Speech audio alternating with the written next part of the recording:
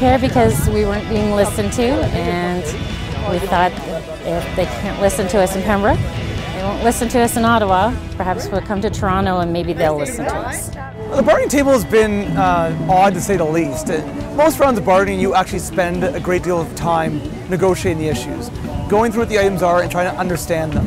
In this case, that essentially hasn't really happened. It's very frustrating. We're not asking for a lot, you know. These girls work really, really hard for this company. We have a lot of PSWs, a lot of HSWs, which are home support workers or personal support workers. They're the frontline staff. They go into the house.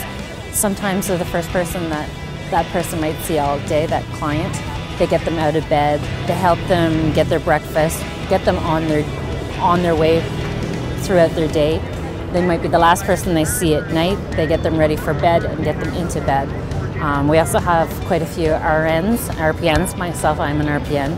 So when people are being hustled out of the hospital to be cared for at home, we're the ones that come in and do that care. The concessions they have on the table right now are very damaging for these workers. I mean, they want to provide no schedules to women who already work in very long days and all over a wide range of geography.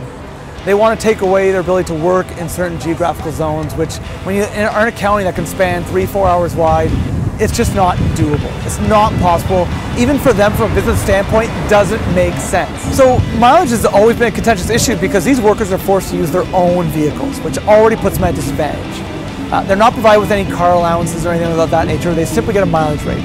Don't give us a 1 cent increase in mileage and say, oh well, they took it.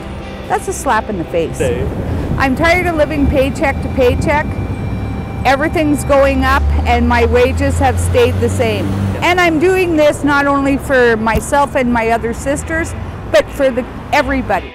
Well, I think there's a lot of seniors and a lot of people not being taken care of right now, and I definitely think that's the province's responsibility. So they could step in here and put a little more pressure on this company. And I want this to be over. It's ruining it for a lot of people, and our clients are our families.